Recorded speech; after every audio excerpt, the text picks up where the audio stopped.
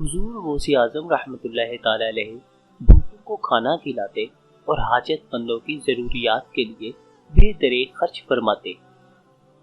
علامہ ابن انجار جبائی کے حوالے سے نقل کرتے ہیں، ایک بار مجھے سیدنا عبد القادر جیلانی رحمۃ اللہ تعالی علیہ نے فرمایا، میں نے تمام اعمال کے بارے میں تحقیق کی ہے، کھانا کھلانے سے بڑا عمل اور حسن اخلاقی سے بڑی نیکی میں نے نہیں دیکھی۔ میری خواہش ہے کہ اگر ساری دنیا کی دولت میری ہتھیلی پر رکھ دی جائے تو میں اس سے بھوکوں کو کھانا کھلا دوں۔ پھر فرمایا، ایسا محسوس ہوتا ہے کہ میری ہتھیلی میں سوراخ ہے، کوئی چیز ٹک نہیں سکتی۔ اگر 1000 دینار بھی میرے پاس آئیں تو شام ڈھلنے سے پہلے پہلے تقسیم کر دوں۔ آپ کا لنگر نہایت وسیع تھا۔ دسترخوان پر خدام اور مہمانوں کے ساتھ بیٹھ کر کھانا تناول فرماتے۔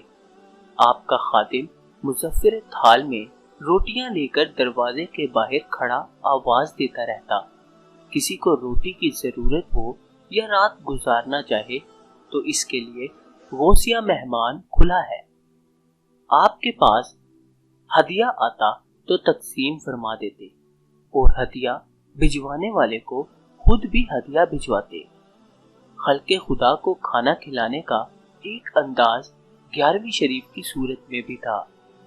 علامہ یافی رحمۃ اللہ تعالی علیہ قرۃ النظر و خلاصۃ المفاخر میں فرماتے ہیں، آپ ہر سال ربیع الاول کی 11 تاریخ کو سرکار دو عالم صلی اللہ علیہ وآلہ وسلم کی نیاز دلوایا کرتے۔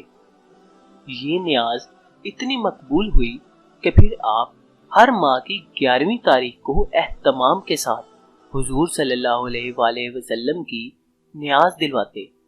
آخر رفتہ رفتہ یہی نیاز اب خود حضرت شیخ عبد القادر جیلانی رحمۃ اللہ تعالی علیہ کی نیاز قرار پائی۔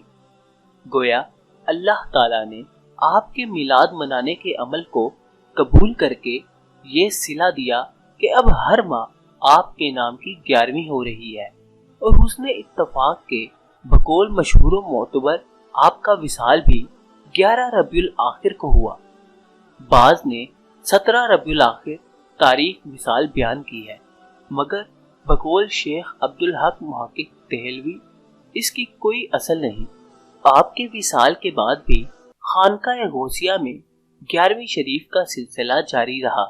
چنانچہ مشہور محدث علامہ ابن تیمیہ بھی لنگر میں حصہ لیتے اور اپنی تمام تر شدت کے باوجود سیدنا غوث اعظم رحمۃ اللہ تعالی علیہ سے حسن عقیدت کی بنا پر آپ کے عرس مبارک اور بڑی 11ویں شریف کے موقع پر لنگر بھجوایا کرتے۔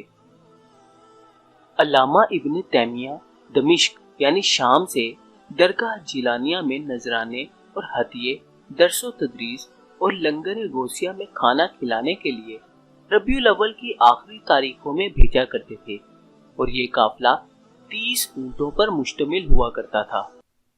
حضرت عمر بزاز رحمۃ اللہ تعالی علیہ نے فرمایا کہ حضور غوث اعظم رحمۃ اللہ تعالی علیہ کی خدمت میں عراق وغیرہ سے بے شمار فتاویٰ پیش ہوتے، تو ہم نے کبھی نہ دیکھا کہ آپ نے فرمایا ہو کہ اس کا جواب کل ملے گا، یا آپ نے اس میں کوئی غور و فکر کیا ہو، بلکہ برجستہ فوراً بلا تعمل سوال کے بعد جواب لکھ دیتے۔ سیدنا عبد القادر جیلانی رحمۃ اللہ تعالی علیہ خالق سے تعلق اور مخلوق سے ترک تعلق اور ترک اعتماد کی دعوت دیتے تھے، اور آپ کی مندرجہ ذیل دعوت کا مضمون آپ کی کتاب فتوح الغیب میں صراحتاً موجود ہے۔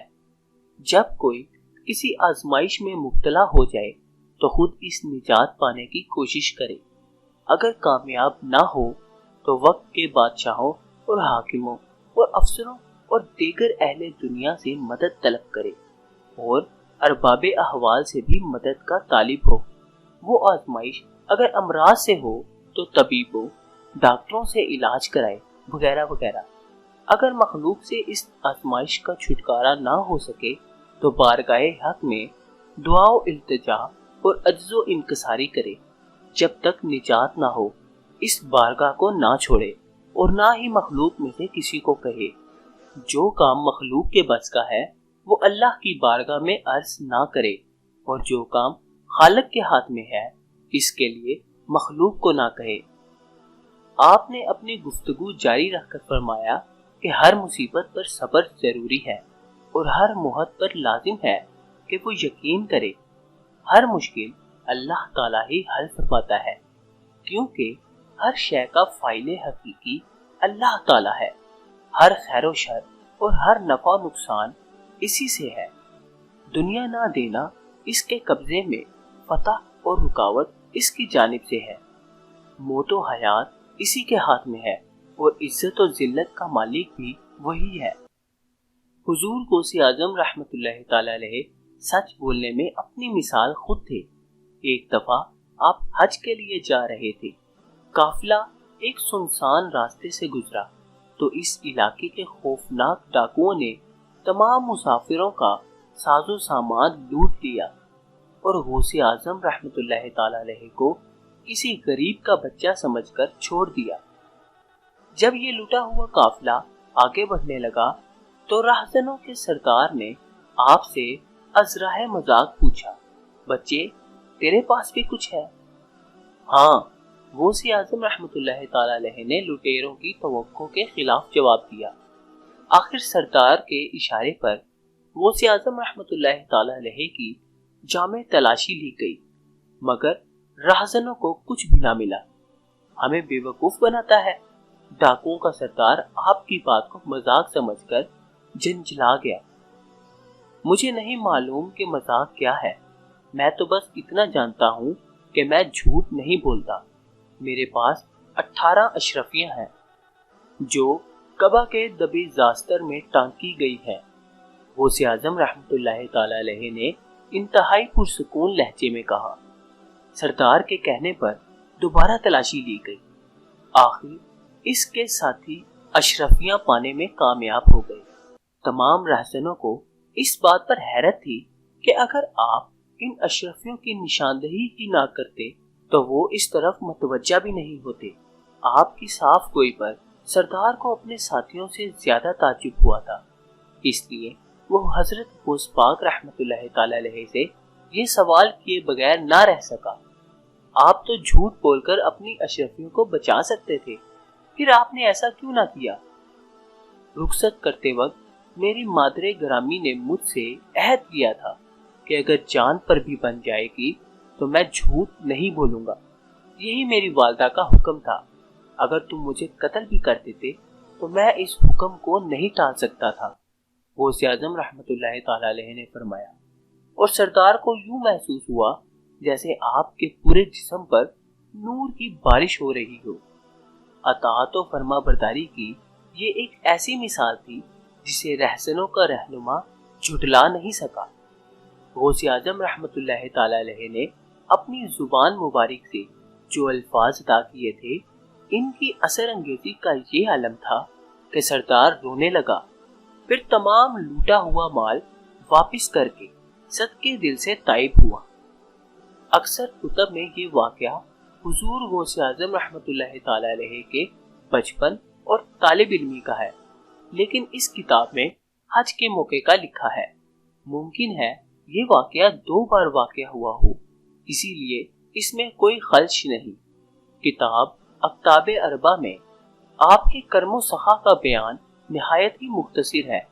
फकीर से गवारा ना हुआ कि इतने बड़े शेख के औसाफ मुजम्मिल मज़कूर हों। फकीर भी तफसील तो नहीं अर्ज कर रहा, लेकिन किताब मज़कूर से कदरे मुफसिल है।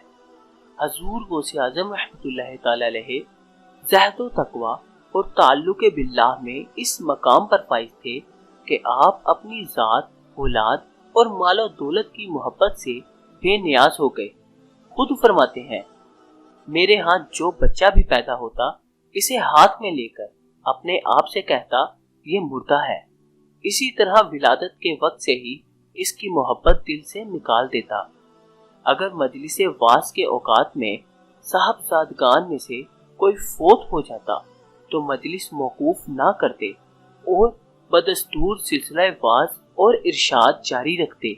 जब غسل و کفن دینے کے بعد جنازہ باہر لایا جاتا تو آپ کرسی سے اترتے اور جنازہ پڑھاتے۔ آپ اس فلسفے پر کاربند تھے کہ جان، مال، اولاد کچھ بھی اپنا نہیں، سب کچھ اللہ کی طرف سے ہے۔ بارگاہ الہی میں عرض کرتے ہیں، میں اپنی روح کا ہدیہ پیش کروں، حالانکہ سب کچھ تو تیرا ہے۔ سامعین محترم، امید ہے کہ آپ کو آج کا یہ قصہ بھی پسند آیا ہوگا۔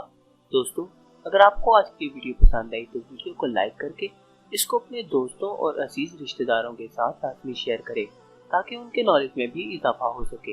اور اگر آپ نے ابھی تک ہمارے چینل کو سبسکرائب نہیں کیا تو چینل کو لازمی سبسکرائب کریں اور ساتھ موجود گھنٹی کے بٹن کو بھی لازمی دبا دیں۔ اب آپ سے ملاقات ہوگی انشاءاللہ تعالی اگلی نئی ویڈیو میں۔ تب تک کے لیے اپنا خیال رکھیے گا۔ اللہ حافظ۔